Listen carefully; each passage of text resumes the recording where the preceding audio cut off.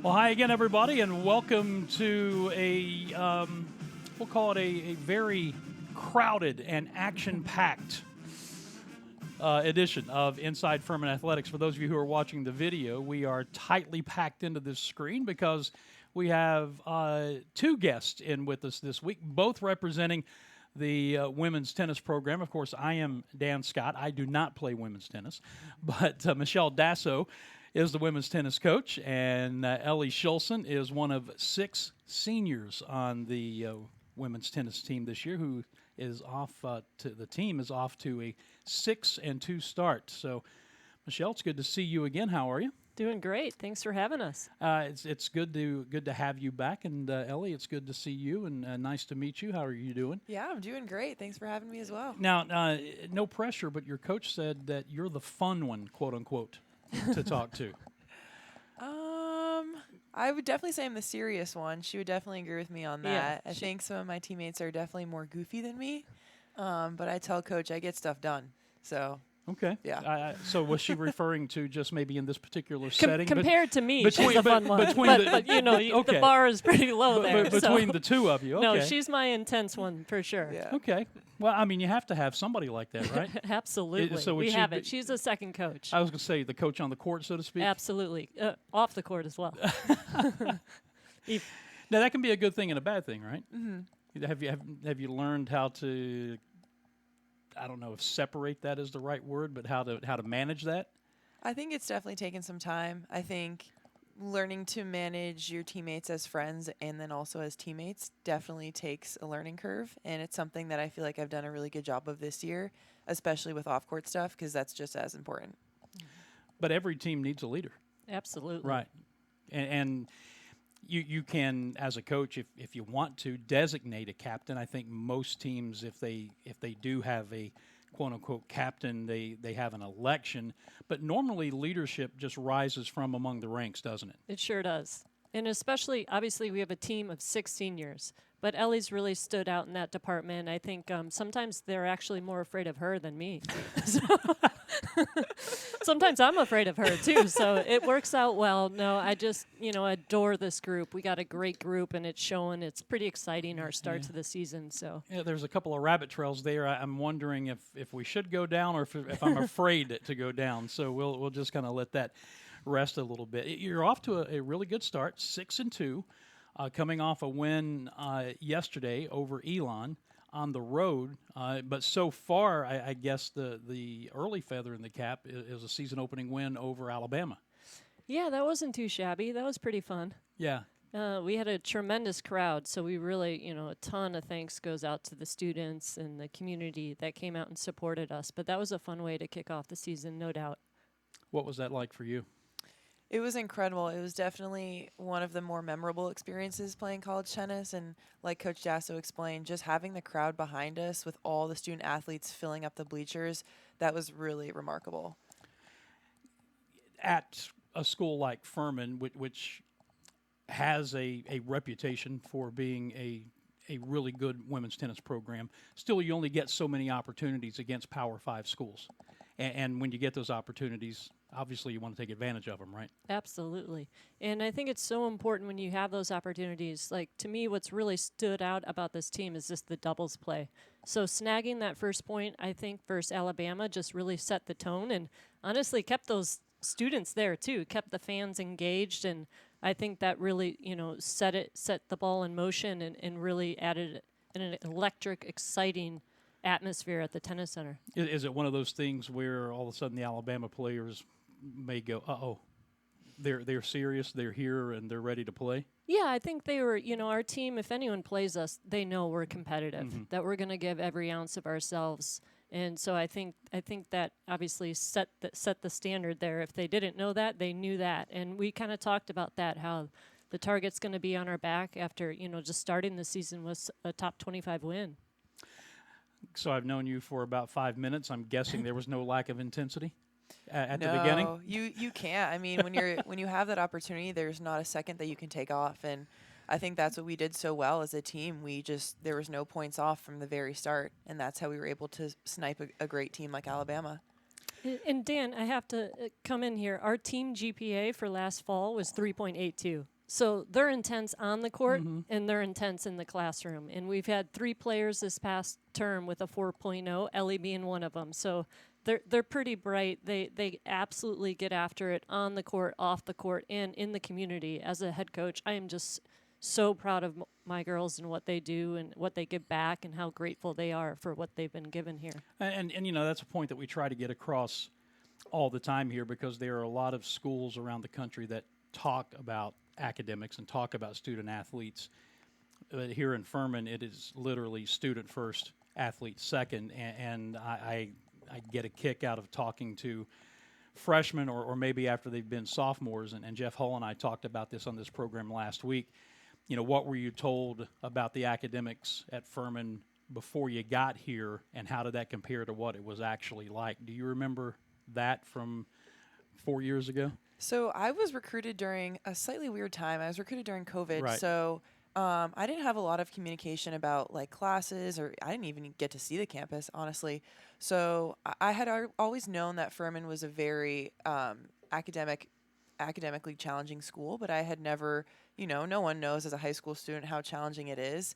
I think that freshman year, first semester kind of kicks everyone in the butt, and then you kind of figure it out from there. But I think the coaching staff on the tennis team has done a really good job of prioritizing us as people first and then tennis players, and you don't really see that a lot of times in other schools. I mean, these coaches care so much about what we do off the court in the classroom, and then the tennis stuff kind of comes after that, which is amazing. And you're part of that last group of athletes that was recruited during COVID and had that experience. What was it about this place that you couldn't visit that still made you want to come here?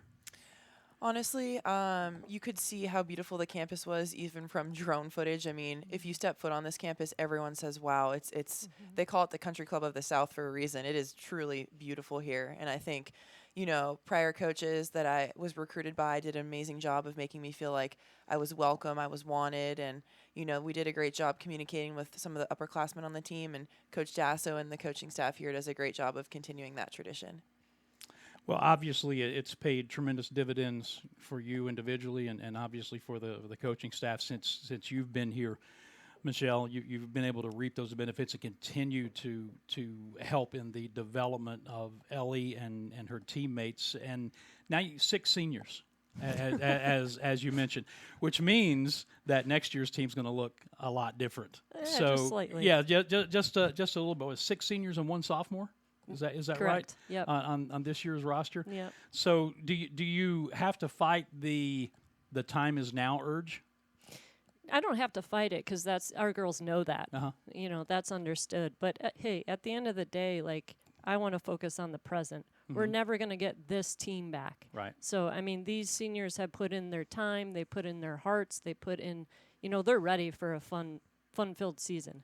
We work hard on the court, but we also laugh quite a bit, and I think that's the good perspective that we need. But, credit to them. They've been helping a ton with recruiting, too, because I obviously had to sign 6 seniors, or got to sign, so lucky. And our smiling sophomore, Macy Hitchcock, has really done a great job with her future teammates. So we're beyond thrilled of the class coming in, but we're just excited with what we have right now and focusing on the next 2 months. So normally I would ask the coach to tell me about the other seniors, but since you're here, tell me about your 5 senior teammates.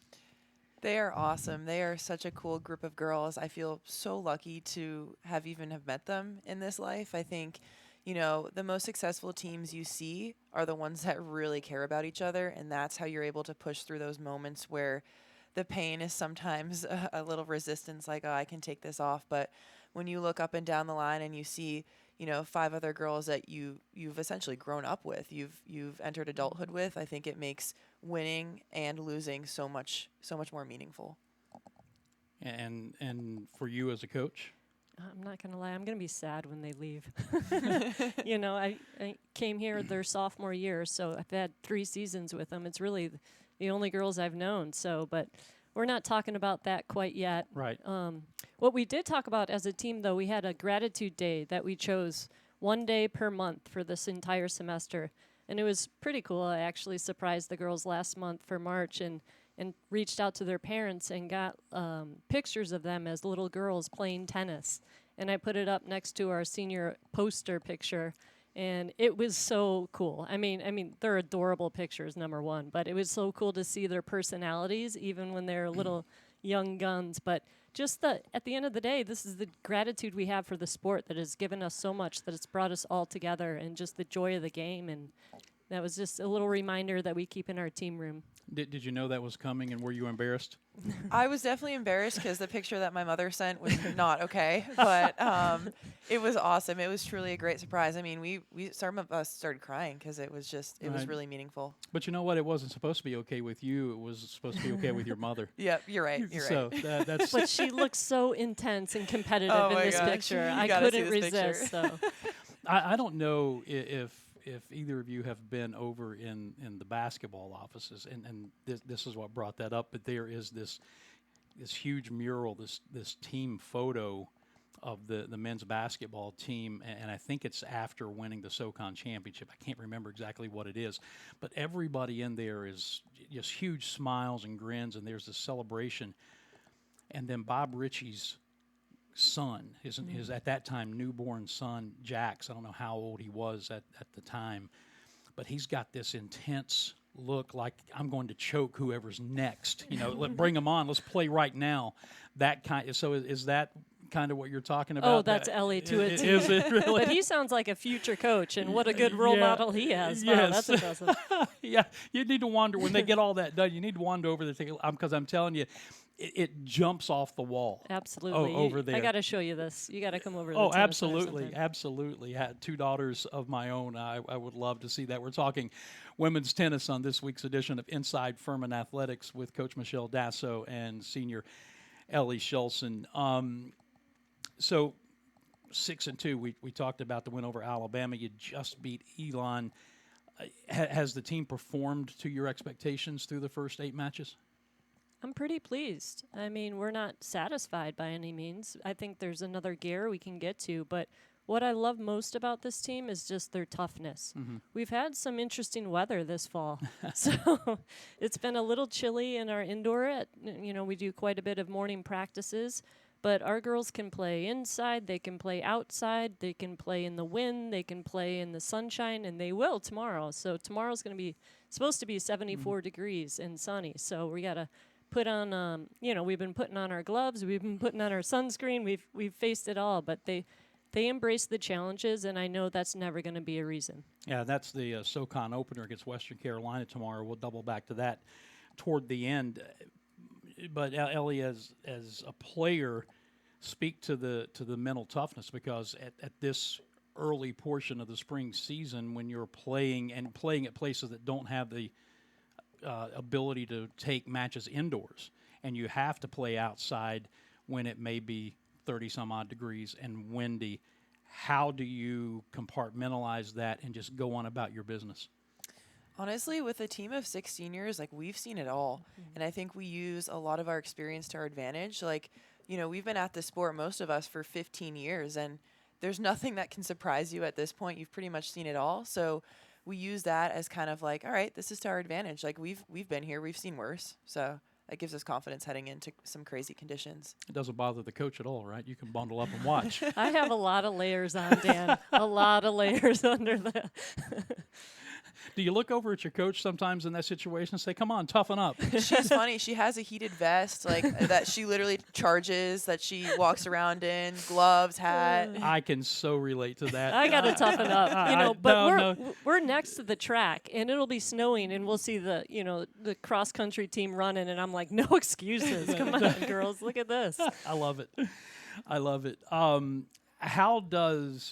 Because tennis is one of those sports you get to play in the fall. So how does the fall prepare you, or how do you use the fall to prepare you for the spring season?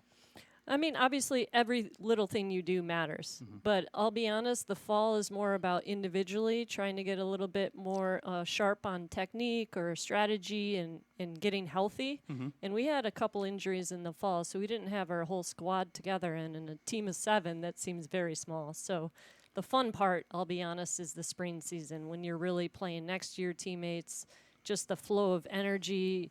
in a dual match is just what makes really college tennis so special in our mind. So we obviously use the fall as a building block, but the spring is really just about what can we do today to be playing our best tennis in April.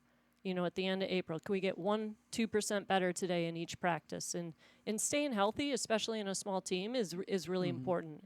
And I think taking care of our bodies and, our athletic trainer, Jamie, she certainly sees our team quite a bit, so we appreciate her a ton. And Ellie, have you had to learn how to do that, not to be full go, run through a brick wall all the time, to realize that you need to do it one way in the fall to prepare to go full go in the spring? Yeah, I think the fall is just a different mindset, just like Coach said. I mean, honestly, the fall is not that fun compared to the spring. You're by yourself on the court. It feels like you're back in junior tennis, and it's so much more fun to be next to your teammates competing in the spring. So Dan, I have to, tell you here, I had to require the days off that were given to the girls because of Ellie. Like, you have 1 day off, NCAA mandated. I was like, Ellie, you're locked out of the tennis center because she doesn't really know how to switch gears. She is all in 100, always going. So we called it maintenance day. I was like, go get a manicure, do something away from the tennis center. But she really, it's tough for her to take a day off. But I think it's mentally and physically good for your body. So the girls kind of joke that I have to put day off, really a day off. And let me guess, you found a wall to go hit tennis balls off of or something. I didn't, because Coach Dasso did threaten that if we did hit on our off day, we would not be at practice the next day. Okay. So, All right. I'm a little scared. So behind this calm smile demeanor, there is someone who can jump up and frighten you if she has to. Yeah. Oh yeah, for sure. I mean, that's what makes her such a great coach. She can switch immediately. Like, if you do something that does not make her happy, you will certainly hear Is that the mom? Yeah, absolutely. These are my cubs. Yeah. My little girls. So. I love it. So Southern Conference season opens as we're recording this and dropping it on early Monday afternoon. So on Tuesday, actually Tuesday and Thursday, right? Yeah, Both an home matches. exciting week. So we're starting off tomorrow at 3 p.m. at the Tennis Center versus Western Carolina. Is a very strong team. A lot of seniors on their team, so they're going to be tough. Wednesday's a special day because it's my niece's 10th birthday. Shout out to Brooklyn Dasso.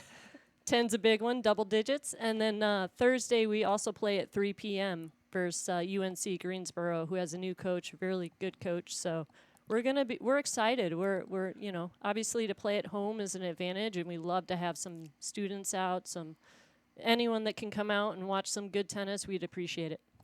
When you put together a schedule, I'm just looking back, over the beginning of the spring. There's quite a mixture of what you would call. You've got Alabama, you had Wake Forest, you've got some other mid majors in there. What's your scheduling philosophy? Even see a couple of Ivy League teams on your schedule coming up.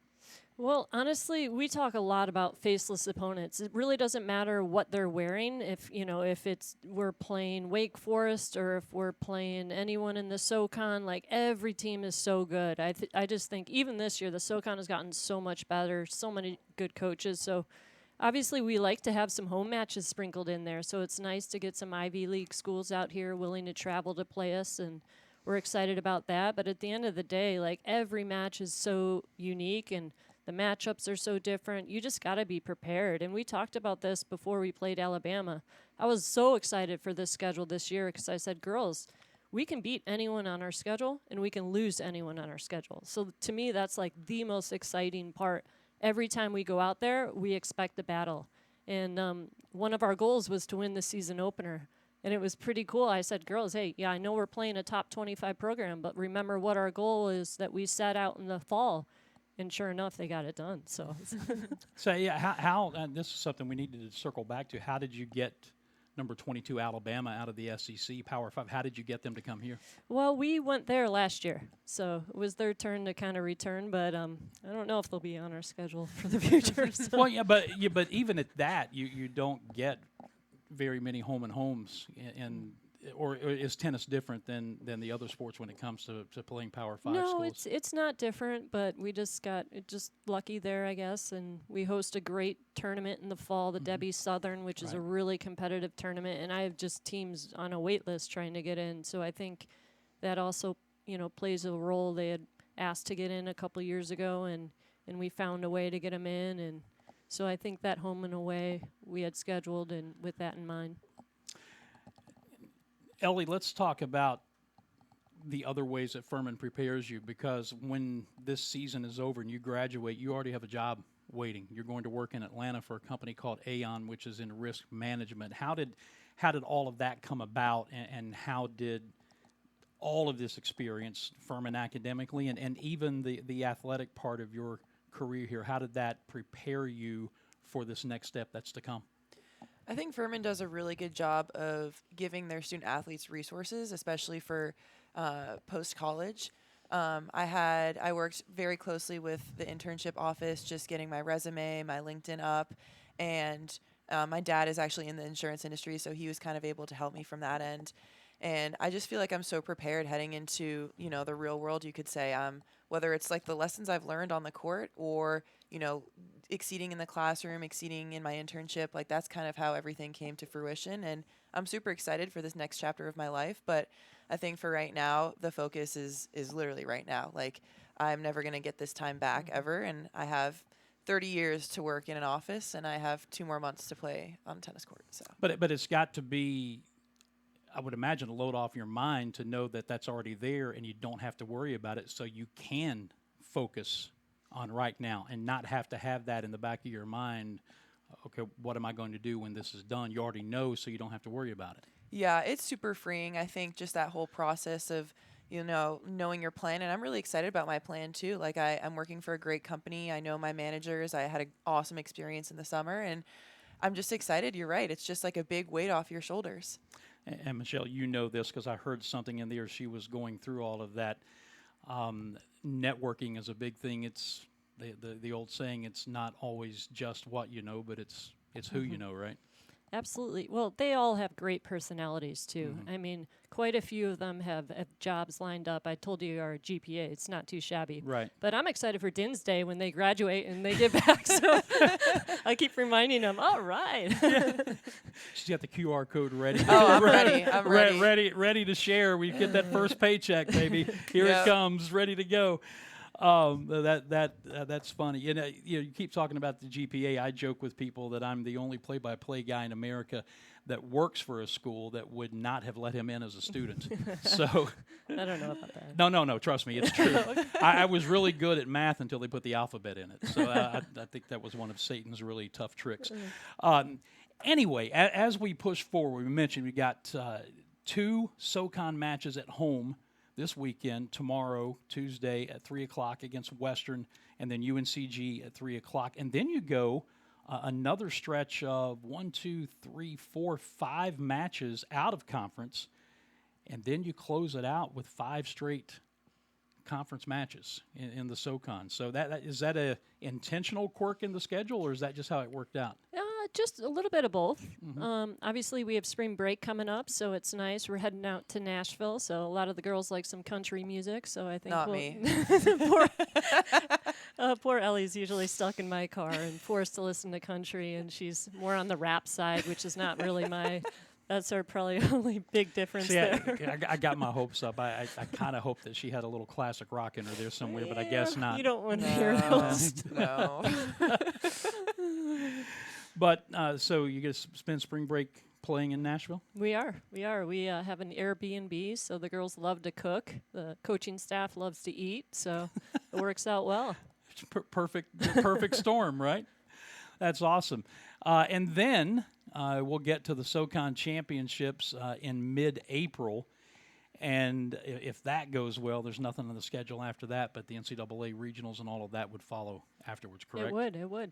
You got to earn it. Right. And then there's also opportunities not just for the team, but for individuals in postseason? Actually, not this year. This is the first year they did the individual tournament in the fall. Okay. So they're doing a 2-year trial there. So Okay. just the team. Do you like that?